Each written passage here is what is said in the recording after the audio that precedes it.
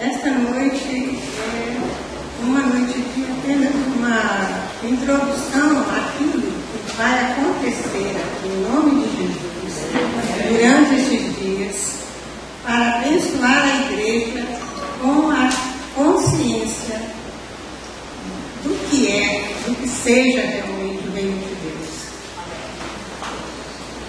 Eu estava pensando, tenho pensando esse tempo todo a respeito dessas coisas, e eu cheguei a uma conclusão. A gente costuma dizer: esse assunto é o mais importante, aquele é o mais importante. E eu cheguei a uma conclusão, irmãos: tudo é importante no reino de Deus, não tem nada, nem mais nem menos importante.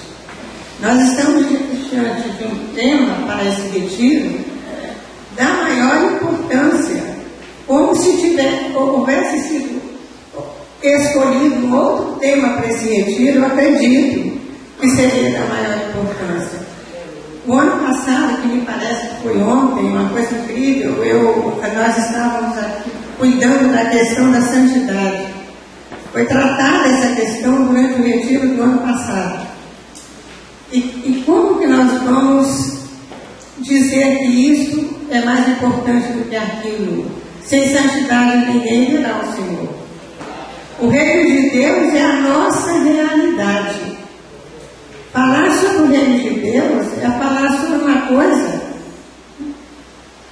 é até falar sobre o óbvio, porque a partir do momento que nós conhecemos Jesus, que nós abrimos o nosso coração para Ele, que nós permitimos, pela misericórdia dEle, que Ele entre na nossa vida, nós passamos a pertencer ao reino de Deus. Nós passamos a pertencer. O reino de Deus não é uma coisa lá e eu estou aqui. É uma coisa separada da minha vida, não. O reino de Deus é onde eu me movo, onde eu vivo, onde eu existo, assim como em Deus. Porque o reino é dele e eu estou no reino dele. E todos nós aqui que temos Jesus Cristo na nossa vida, todos nós pertencemos, fazemos parte desse reino. Então, falar do reino é como se cada um falasse, se o Edson e a Nilza falassem da casa deles. Falar do reino é falar da nossa vida. É falar do que interessa a nossa vida como filhos de Deus. Porque é o nosso ambiente, é o regime de governo a que nós estamos sujeitos. Porque passamos a pertencer pelo poder que há no sangue de Jesus Cristo em nosso favor, nós passamos a pertencer a esse reino. E não tem como a gente fugir disso, não, a menos que a gente não faça parte disso realmente. Porque se nós fazemos parte, nós temos o nosso lugar nesse reino. O lugar de cada um de nós é um lugar garantido nesse reino. Eu não estou aqui com a palavra assim muito extensiva a respeito dessa questão, porque eu sei que os temas que estão atribuídos aos irmãos para falarem aqui durante esse retiro, eles vão esclarecer os irmãos maravilhosamente sobre essas questões, eu creio. Eu estava aqui com a sequência dos temas, exatamente porque eu queria fazer uma referência rápida a cada um deles, mas acontece que ficou para lá. E eu não tenho decor, mas parece que amanhã de manhã o Rogério vai falar sobre o governante do reino. Olha só, o Rogério, reino pressupõe rei. Não existe reino sem rei. E o nosso rei, quem é o nosso rei? Nós cantamos esse maravilhoso aí, que esse hino, domingo passado, depois que a igreja, na hora do louvor, cantar esse hino, eu tive a nítida sensação que esse deveria ser o hino oficial do retiro. Deus, somente Deus domina o trono do universo. Então isso é reino. Deus é rei e reina no reino dele. E reina no centro do universo. O trono do centro do universo é dele. Não é de nenhum de nós. Mas não é mesmo. Quem somos nós? Esse universo foi ele que criou. Foi ele que fez.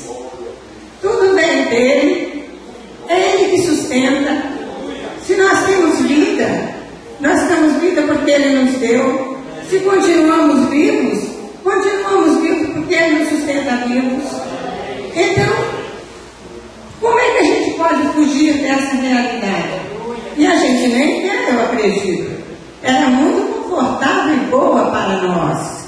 Porque nós temos como súditos, filhos do reino, súditos do reino, porque nós somos filhos e súditos dessa coisa toda dos mistérios de Deus. Então, nós temos o privilégio de ter o rei como nosso pai, que é aquele que se importa muitíssimo conosco e cuida de nós. Então, é muito bom estar nesse reino. Há pouco eu encontrei com o Fabrício ali fora e estava falando com ele que é muito bom ver as evidências do poder de Deus na nossa vida, quando a gente vê a Lara naquela felicidade, toda alegrezinha, toda conversadeirazinha e falando de alegre. Olha, gente, a gente acompanhou isso aí. A gente sabe o fator Deus nessa história, conhece. Glória a Deus por isso. Então nós temos privilégios. Pertencer ao reino não é só ter responsabilidades no reino, é ter direitos, é ter privilégios. Isso nós precisamos entender, porque às vezes a gente fica achando que essas coisas de Deus são muito exigentes em cima de nós. E nós temos de fazer acontecer, coisa e tal, porque senão o rei fica zangado e essa coisa toda. Mas nós esquecemos que esse rei é nosso pai, é o rei de compaixão. Nós cantamos o rei da compaixão também, né? De Paris, sobre o rei da compaixão. Eu estava ali, Senhor, tem compaixão. Tem compaixão de mim, Senhor, por misericórdia. E tem compaixão do teu povo que vai me ouvir, pelo amor de Deus. Então, Senhor, o rei, esse rei é o nosso pai, é o rei do reino, é o rei desse reino do qual nós fazemos parte, privilégio que o mundo não conhece, desconhece totalmente, não faz a menor ideia, porque a hora que o Espírito toca na pessoa e a pessoa se dá conta dessas coisas, ela quer correndo fazer parte desse reino. Bem, todos nós aqui temos essa história, porque viemos para o reino. Todos nós deixamos o reino lá fora e viemos para este reino. Porque descobrimos que vale a pena, que é tudo de bom pertencermos a este reino. É um santo e glorioso privilégio que o Senhor nos dá. Então, irmãos, nós temos aqui um retiro com temas assim. Olha, o Rogério vai falar sobre o governante do reino, ele vai falar sobre Jesus, né? Vai ser maravilhoso, porque falar sobre Jesus, em Jesus e sobre Jesus é sempre o que há de melhor, o que há de mais maravilhoso é falar sobre Jesus. Ele vai falar sobre o governante do reino. À noite é o meu irmão Júlio que vai falar sobre a mensagem do reino.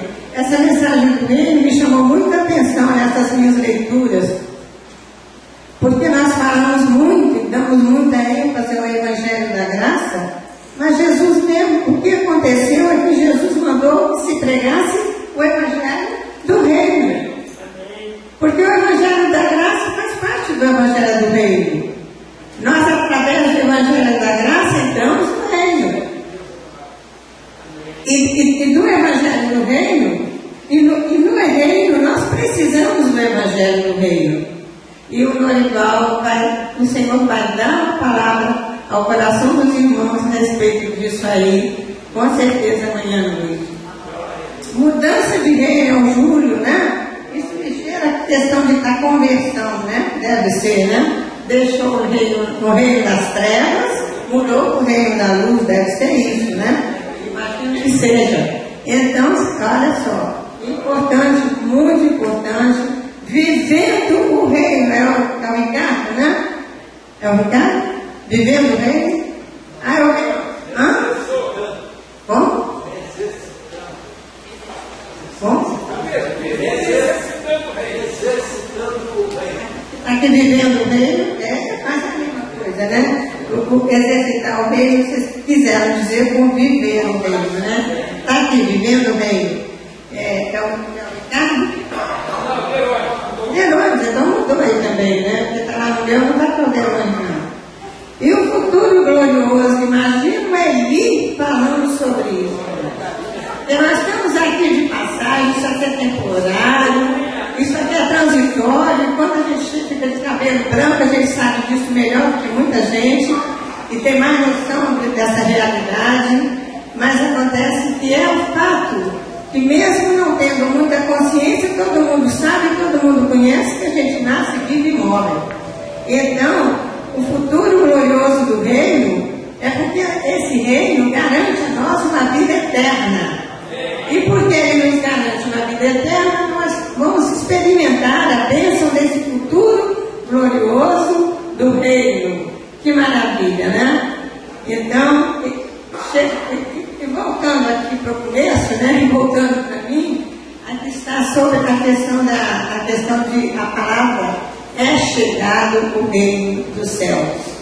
Eu vou ler o texto clássico dessa palavra em Mateus 3.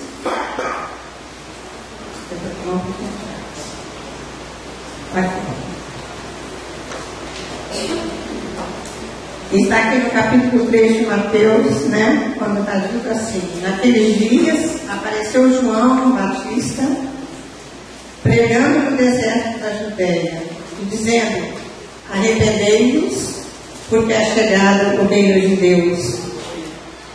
Porque este é o anunciado pelo profeta Isaías, que disse: voz do que clama no deserto, preparai o caminho do Senhor, endireitai as suas veredas. João tinha suas vestes pelos de camelo, uns 5 de couro em torno dos seus lombos, e alimentava-se de gafanhoto e de mel silvestre. Nós vamos observar mais adiante que o reino de Deus não vem com aparência exterior. Olha aqui, realmente não, né? Quem quer se portar com um homem desse, né? Um homem que comia gafanhoto, que se vestia de pele de camelo, e que o açúcar que ele usava era mel silvestre, né? Então esse homem veio para anunciar Jesus, anunciar o reino. E a partir do versículo 11 diz assim: e eu em verdade vos batizo com água para o arrependimento, mas aquele que vem após mim é mais poderoso do que eu, cujos alparcas não sou digno de levar.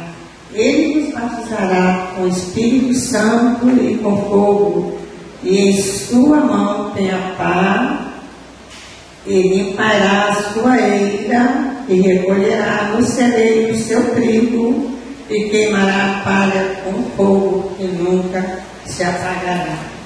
O anúncio do reino é o anúncio de Jesus. Amanhã falamos sobre o governante do reino.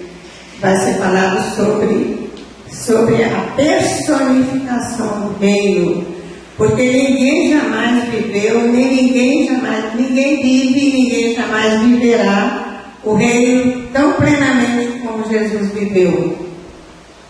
Então, Jesus é a personificação do reino. Olhar para Jesus, observar Jesus, é ter um entendimento, uma percepção do que seja realmente o reino.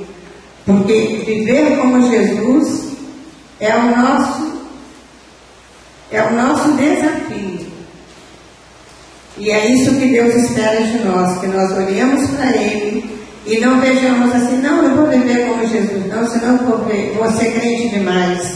Eu não vou ver como Jesus, não, senão eu vou ser beato. Eu vou ser assim um religioso muito, sei lá, pode ter olhar muito para Jesus, mas não vai não. Nós vamos viver uma vida que nós nem sonhamos como pode ser essa vida se nós realmente tivermos Jesus como nosso foco.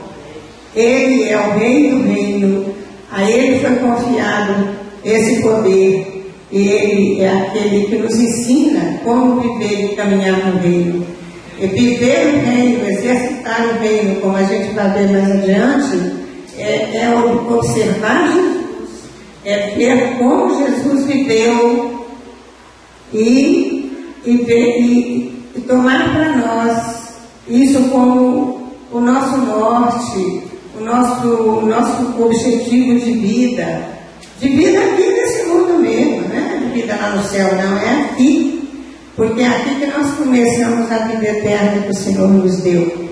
É aqui neste mundo, na nossa realidadezinha humana, que nós começamos a viver, a pôr em prática, a experimentar essa realidade desse reino eterno.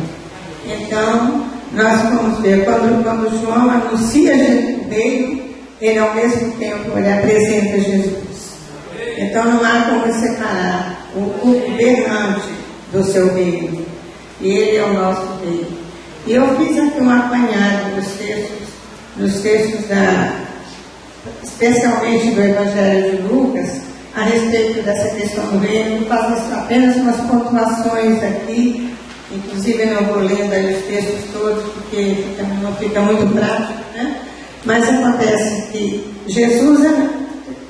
João Batista pregou, né? É chegada a vós o reino de Deus. A pregação de Jesus começou pregando do mesmo jeito: arrependei-vos, porque é chegado o reino de Deus.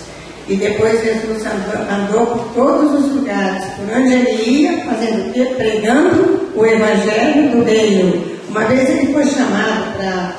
Estavam as pessoas precisando de cura, a gente tinha muita... Uma vez que eles estavam em determinado lugar lá, e foi chamado: mestre, já todo mundo está lá te esperando, coisa e tal. Não, a gente vai ter de continuar, vamos caminhar, porque eu vim pregar, e vim pregar o evangelho do reino.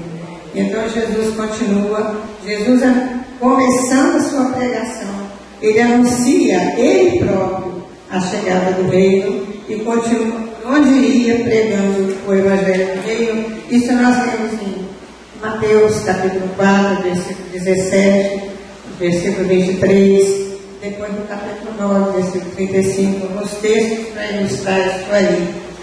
Depois de escolher os 12, o que Jesus faz? Jesus envia pregar o quê? O evangelho do reino. Jesus envia pregar o evangelho do reino. Nós precisamos realmente resgatar um pouco mesmo essa questão da pregação do evangelho do reino, porque a preocupação da gente é tão grande com a condição de uma pessoa que não tem Jesus e que precisa do evangelho da graça de Deus, que não é outro evangelho senão o evangelho do reino, que a gente fica assim meio, parece que essa questão do evangelho do reino está precisando realmente ser mais levada em conta. A questão da prioridade do reino, isso aí mais adiante eu vou só fazer um destaque a respeito disso. Quando Jesus disse lá no Sermão da Montanha: buscai primeiro, vamos falar juntos, todos juntos, buscai primeiro o reino de Deus e a sua justiça, e todas as coisas vos serão acrescentadas. Vamos, irmãos, falar novamente todos nós. Eu acredito que esse versículo todo mundo conheça. Buscai primeiro o reino de Deus e a sua justiça, e as demais coisas vos serão acrescentadas. Jesus está destacando que a prioridade do reino. E Jesus, ele ensina algo, como haver maiores e menores no reino. Está lá no Evangelho de Mateus, capítulo 11, versículo 11. Ele sugere que haverá menores e maiores. Então, isso aí é com Deus mesmo, né? Talvez uma coisa relacionada com a questão de galardão, que é uma doutrina muito interessante da palavra de Deus, né? Jesus aponta para o fato de que a manifestação do poder de Deus é indicativo da chegada do reino de Deus. Quando ele fala lá: se eu expulso demônios pelo dedo de Deus, a vós é chegado o reino de Deus. Então, o reino de Deus, quando o poder de Deus se manifesta, é o reino de Deus que está se manifestando.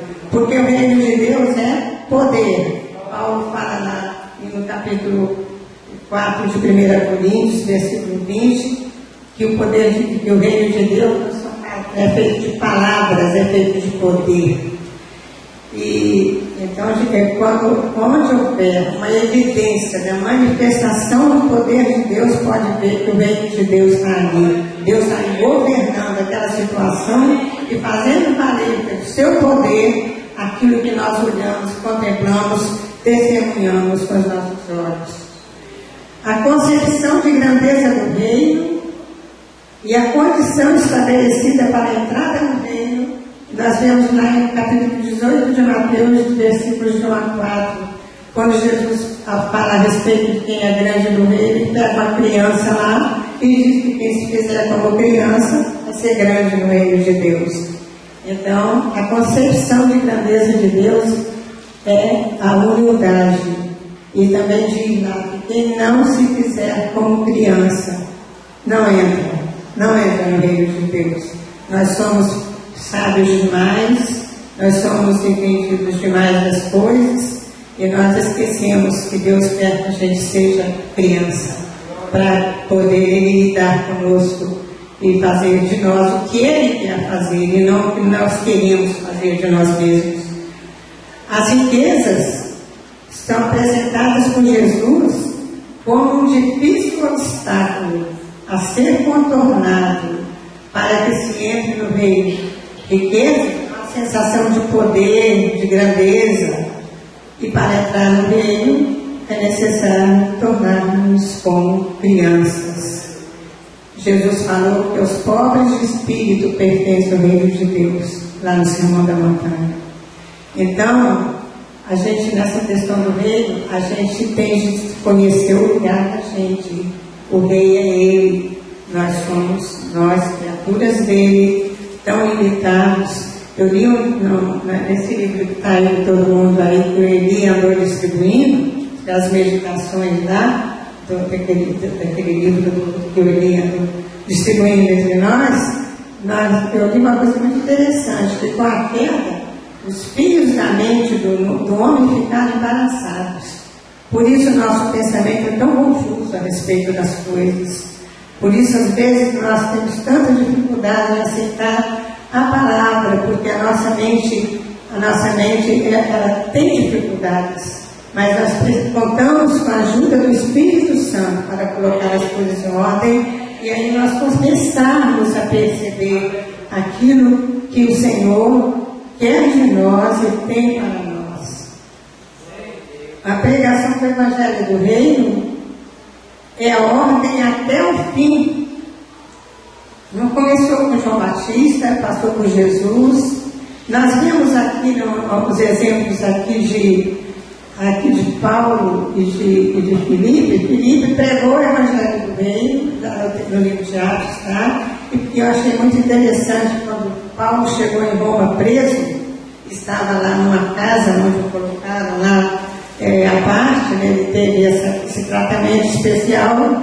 Deus permitiu, o rei não quis que ele ficasse em qualquer calabouço, ele ficou numa casa à parte lá, pagando aluguel, e as pessoas que iam vê-lo, ele dava bom testemunho de quê? Do reino. Ele dava bom testemunho do reino. E então nós vemos em Jesus lá no capítulo 24 de Mateus o quê? A pregação do Evangelho do Reino é a ordem até o fim. Quando diz, quando esse Evangelho do Reino for pregado a todas as gentes, a todas as nações, então virá o fim. Então esse Evangelho do Reino, ele não foi esgotado lá no primeiro século, no início da igreja, lá no ministério de Jesus. Este Evangelho do Reino será pregado quando Jesus voltar. O preparo para essa volta será esse Evangelho do Reino ter sido pregado a todas as gentes, a todas as nações. Então nós temos esse Evangelho do Reino como a ordem do dia para a igreja em todos os séculos, em todos os tempos, em todas as situações. Então, glória a Deus por isso. E agora eu quero dar sinal para passar rápido aqui pelas parábolas que Jesus conta a respeito do reino, né? Eu fiz uma relação aqui, vou apenas mencionar e conforme aqui fazer alguma observação a respeito. Ele fala que ele conta a parábola do trigo e do joio. ele conta a parábola da semente de mostarda, do fermento, isso no capítulo 13 de Mateus. Do tesouro escondido, da pérola de grande valor e da pesca. Mais adiante, isso aí já mais adiante, ele conta a parábola das bodas, depois das 10 virgens, no capítulo 22, a parábola das bodas, no capítulo 25, a parábola das 10 virgens e as parábolas dos talentos. E sobre cada uma dessas parábolas, Jesus começa dizendo: o reino de Deus é semelhante a isso, a isso, a isso. O reino de Deus é semelhante a um homem que vai lá e prepara a sua terra para plantar uma boa semente de trigo, e vem um inimigo dele lá e joga a semente de joio ali no meio. Então, eu achei interessante essa parábola, eu coloquei lado a lado com a parábola da pesca, quando as redes são lançadas, os peixes são pegados, peixes bons e peixes ruins. Então, é uma coisa meio semelhante. Então, nós vemos a questão da abrangência do reino. Isso é uma coisa meio estranha, porque a gente entende que reino de Deus é só feito de filho de Deus. Mas reino de Deus é o mundo. O Senhor é a terra e a sua plenitude, o mundo e aqueles que nele habitam. E a semente é plantada no mundo. A semente é plantada no mundo. A explicação que Jesus dá da parábola do joio, do trigo e do joio. Que a semente do campo é o mundo. Quem semeia é Jesus. A semente são os filhos do reino. Então isso quer dizer que os filhos do reino que somos nós, somos a semente que Jesus está plantando, espalhando por esse mundo para produzir frutos. Para produzir frutos, né? Mas no meio de tudo isso foi semeado o joio. E Jesus não é rei do joio, não é, porque dispõe do joio. Quando chegar na hora certa, ele vai descartar o joio, vai queimar o joio, porque ele tem poder sobre o joio.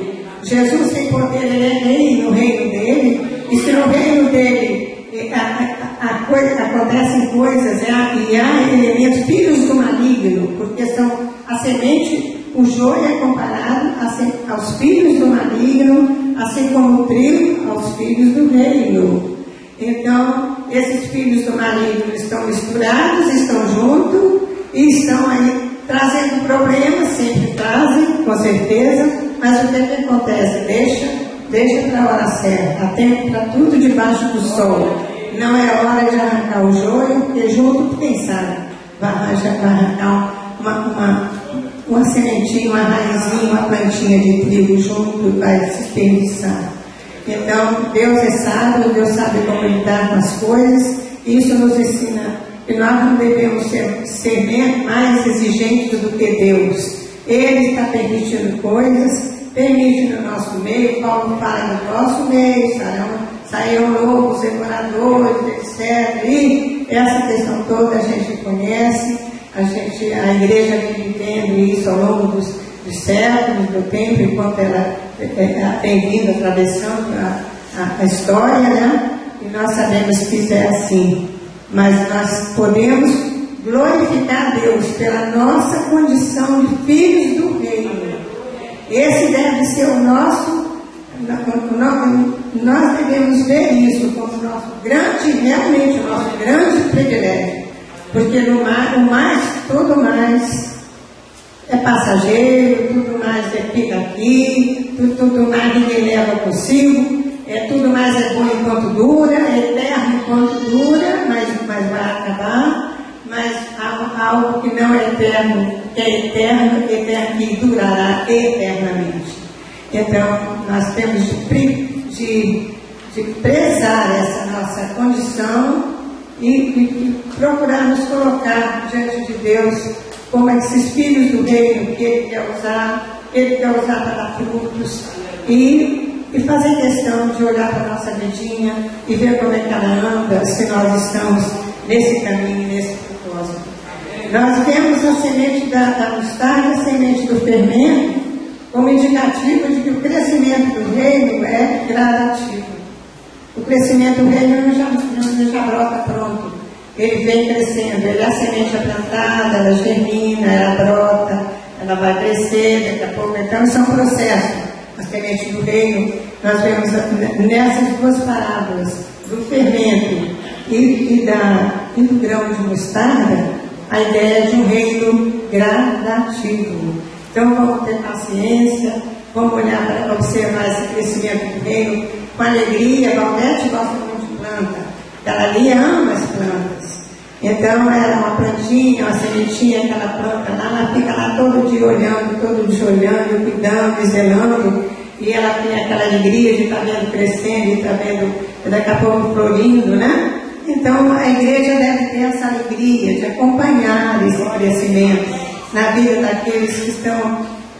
Isso significa que as pessoas não se convertem, elas não se convertem já amadurecidas como cristãos, amadurecidos, elas nem conhecem nada. Geralmente nunca pegaram uma Bíblia, estão precisando até aprender como é que pega uma Bíblia, e por aí vai. Então é o crescimento do reino na vida das pessoas, o domínio do reino na vida das pessoas.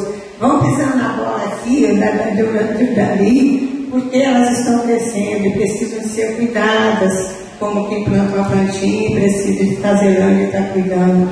Então, o bolo, a mulher vai lá, põe o fermento lá na massa, né? Ela deixa lá um tempo para esperar crescer, para depois colocar lá no forno para assar. Daqui a pouco está aquele pão gostoso, aquele bolo bom, né? Então, é um processo, é uma coisa que não acontece, plantou, já nasceu pronto, já fica pronto, não é assim. O tesouro escondido e a pérola de grande valor, umas palavras que falam do valor do reino, o valor do reino. E essas duas palavras são muito importantes para nós, na verdade, porque às vezes a gente valoriza pouco o reino, né? A gente valoriza mais as coisas deste mundo do que o reino de Deus. Então, aqui nós vemos exemplos de pessoas que se desfizeram de tudo de bom que tinham, de precioso que tinham, para adquirir um terreno que tinha um tesouro escondido, e para adquirir uma pérola que era mais valiosa do que todas as pérolas que aquele colecionador já tinha. Então, nós precisamos aprender a valorizar o reino. Depois vem essas parábolas lá no capítulo 22 e 25, quando conta a parábola das bodas, o reino de Deus é semelhante a um homem que deu uma festa para o casamento do filho dele, aquela parábola dessa história aí. Então, o que está dito aí? O que Jesus quer falar conosco aí? Entre outras coisas que os irmãos podem ler, cada qual o Senhor vai dar ao coração de cada um a sua revelação, né? Mas eu estou trazendo para vocês um ponto que isso realmente é assim. Esse homem que deu essa festa para o casamento do filho, que convidou as pessoas, se empenhou em convidar, e quando viu que aqueles convidados não atenderam, ele insistiu que a festa seria realizada e convidou, então passou a convidar todo mundo que antes nem tinha pensado. Isso aí mostra o empenho daquele homem de dar essa festa, o empenho daquele homem de ter pessoas participando dessa festa.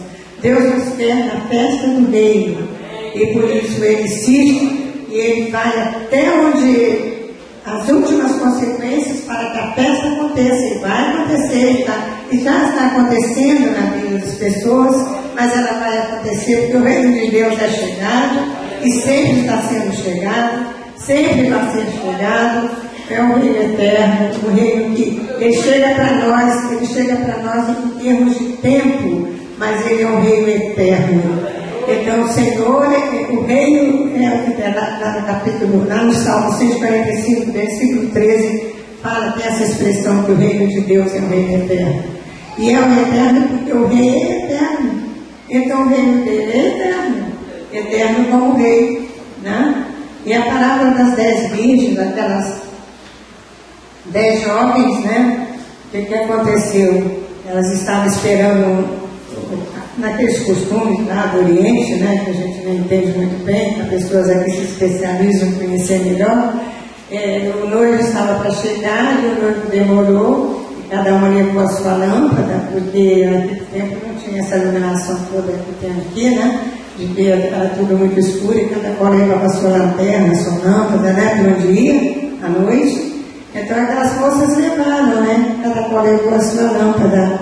E 5, Jesus conta, né? 5 tiveram preocupação, não vão levar azeite suficiente, porque eles não sabem a hora que o noivo vai chegar. De repente a gente leva um pouquinho, a luz vai se apagar e como é que é? A gente vai ficar no escuro. Então, e parece que, pela palavra, vai entender que sem as lâmpadas não poderiam entrar na festa. Então, e as outras 5 não, foram para lá despreocupadas, assim, não se tocaram, né, negligentes, não levaram, né? E aconteceu aquela situação toda lá, que à meia-noite, quando elas já tinham adormecido, né, acordaram com aquele grito que o noivo estava chegando, então elas foram correr para preparar as lâmpadas para entrar, né, e 5 não tinham, né, a luz, né? E 5 tinham, porque estavam prevenidos. Então isso fala para nós da questão de que nós temos que andar. Jesus fala, vigiai e orai, para que não entreis em tentação. Então nossa vida aqui precisa ser uma vida de vigilância. Nós temos de vigiar sim, porque se alguém vai andar dentro do mato, numa floresta, num mato onde tem animais, cobras, etc, anda se vigiando.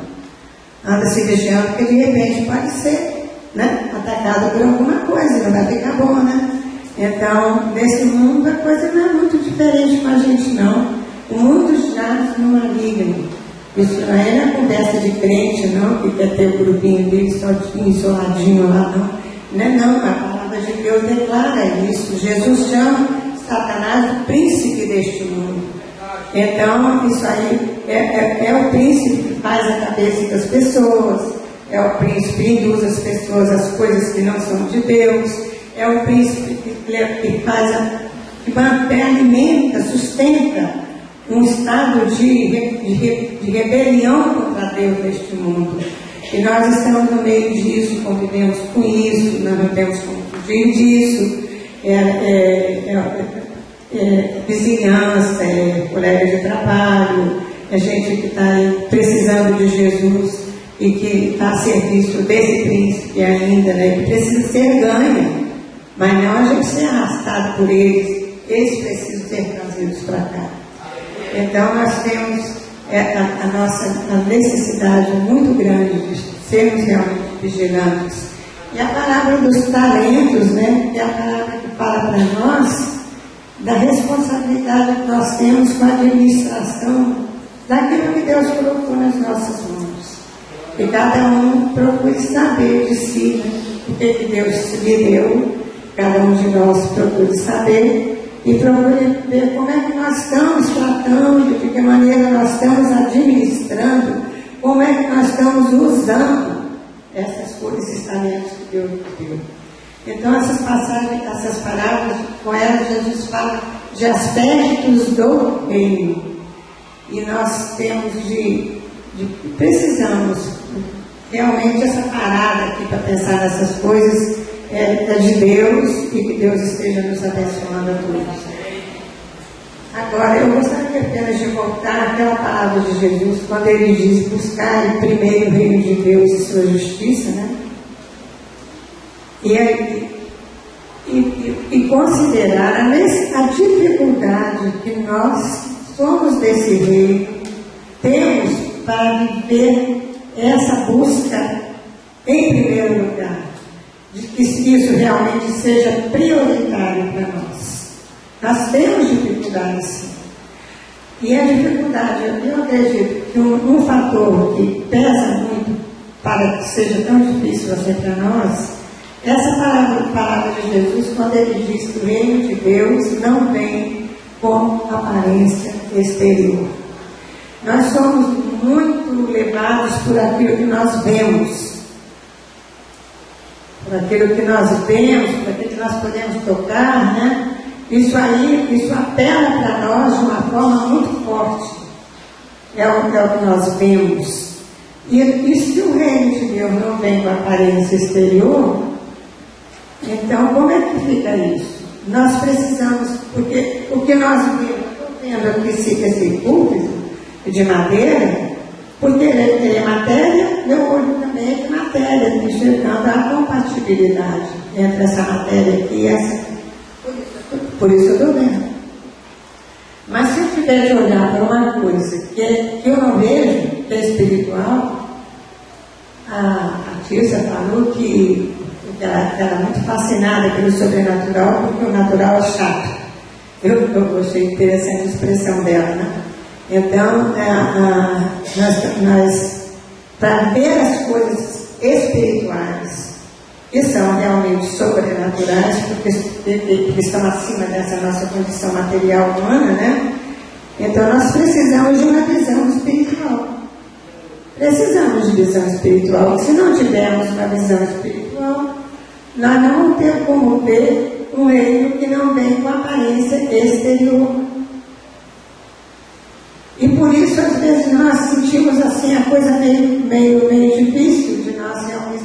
Às vezes não é porque não queremos, não. Nós ficamos assim, como é que é isso? Como é que a gente busca primeiro o reino de Deus? Eu quero. Mas como é que eu busco, né? Então, a dificuldade que nós temos, eu presumo, né? Que seja essa, né? Que o nosso reino de Deus não vem com aparência exterior, nós não vemos se ele é bonito, se ele é esplendoroso, se ele é todo brilhante, coisa e tal, nós não vemos com nossos olhos isso. E porque nós não vemos, nós temos dificuldade em lidar com essa questão. Mas a verdade, Paulo fala, né, que o reino de Deus não é comida nem bebida, mas é justiça, paz e alegria no Espírito Santo. Então, se nós estamos buscando uma vida de comunhão com Deus, se buscamos permitir que o Espírito Santo realmente tenha lugar na nossa vida, nós vamos tendo essa percepção desse reino, que não tem aparência exterior, não tem não. Nós estamos aqui, tem muita coisa brilhando por aí fora nas escolas de samba, muito espetáculo, né? Muita coisa que fascina o olhar, né? Aqui nós estamos vendo que nós olhamos uns para os outros, né? Estamos nos vendo uns aos outros, seres humanos, todos nós, né? Sem grandes novidades, porque todos nós somos aquilo que nós somos, e no ambiente de igreja todo mundo se conhece muito, né? Mas nós temos o quê? Nós temos uma alegria muito grande entre nós, né? Uma alegria que lá fora, com todo o brilho, com certeza não tem. A alegria desses dias de carnaval, por exemplo, é uma alegria que tem data marcada para terminar. Depois fica todo mundo nostálgico, o que aconteceu já ficou para trás. O reino de Deus não fica para trás. O reino de Deus é eterno.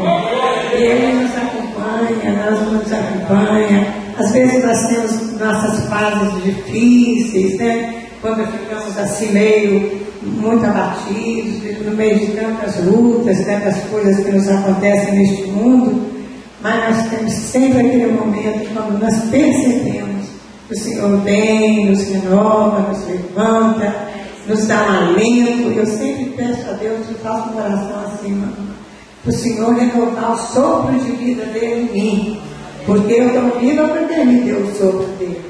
Eu preciso que Deus esteja renovando esse sopro de vida em mim, porque há momentos e que fica difícil, irmãos, fica muito difícil, sim. Os irmãos todos aqui que me conhecem sabem que estou vivendo uma situação meio complicada com meu irmão lá no hospital há 1 ano e 7 meses, passando já disso, né? Essa é uma das experiências mais duras que Deus tem me permitido viver nessa vida. E está lá, né? E eu estou acompanhando meu irmão, estou lá tentando dar assistência que ele está precisando, porque ele agora vive pela mão da gente, né? Pela mão dos outros. E isso tem sido muito difícil, muito doloroso. sobre todos os aspectos para a minha vida, sim. Mas eu agradeço a Deus, porque Deus tem feito milagres grandiosos nessa situação. Deus não tem me deixado sozinho. Deus me tem dado um apoio, só Ele explica. Então, eu, graças a Deus, tenho rompido isso, estou rompendo. E porque a vida é assim mesmo, né? Cada qual tem seus momentos, seus pedaços, suas dificuldades. O Fabrício, a Ariel, que passaram esse período todo aí nessa luta com a Nara, e hoje estão tendo a alegria de ver a filhinha deles, aí tão alegres, então tão espertinha, tão cheia de vida, glória a Deus por isso, né? Quer dizer, todos nós temos aquelas fases, né? Mas com Jesus são fases, com Jesus passam, né? Porque o Senhor, Ele vem, o nosso Rei, o Rei do Rei, é o nosso Pai, que cuida de nós. Quando Jesus, lá naquela palavra dele, no Sermão da Montanha, fala para os discípulos e para nós: não andeis ansiosos pelo que haveis de comer, beber, vestir, né? Aí está aquela palavra, aquela passagem linda, né, que todos nós amamos muito, que nos faz aquela comparação com o lírios do campo, com os pássaros, né? Coisa muito linda aquele texto, né?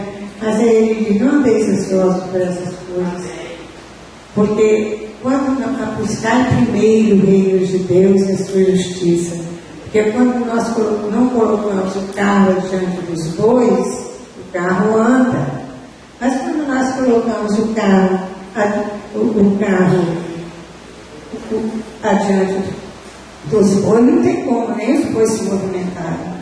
Então a vida fica atravancada quando nós invertemos as coisas, fica difícil, fica complicado, nós ficamos ansiosos. Sempre, vamos ver uma coisinha para nós aqui, sempre que a gente se sentir ansioso por alguma coisa, é porque alguma coisa que é passageira, transitória, alguma coisa, porque Deus tem compromisso de nos garantir, de nos prover. Nós estamos nos preocupando com coisas que são da competência do Senhor. Pensar para nós, prover para nós. E nós estamos nos preocupando como se fôssemos nós. Então nós vamos ficar ansiosos mesmo, não tem como não ficar. Agora, se nós colocarmos o reino de Deus e a sua justiça antes de tudo, as coisas vão funcionar de outra maneira. Nós vamos ter paz, porque o reino de Deus é paz. Porque o reino de Deus, nós temos alegria, porque o reino de Deus é alegria.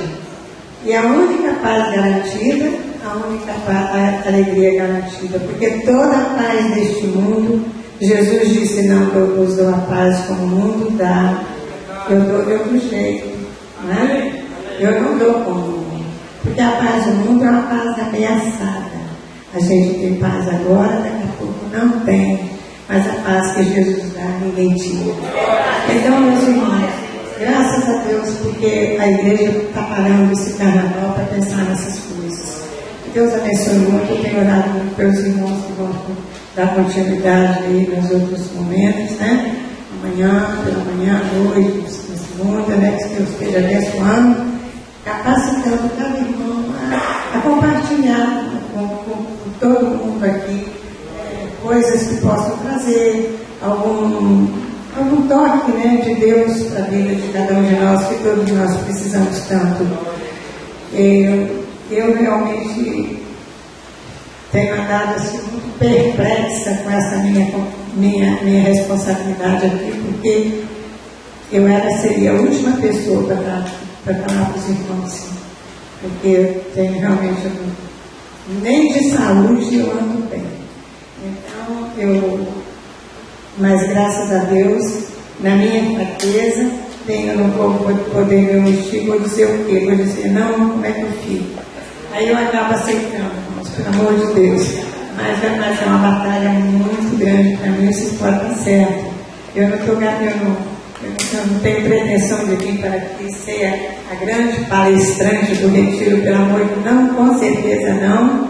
Mas graças a Deus, Deus me trouxe até aqui, e eu cheguei, e eu agora, com muita alegria, com muita esperança, eu passo a palavra aí para o Rogério amanhã de manhã, Doutor Evaldo na meia-noite, por aí vai. E que a igreja possa ser muito abençoada e que o reino de Deus se torne uma realidade muito mais perceptível para cada um de nós, porque é isso que nós realmente precisamos. Deus abençoe.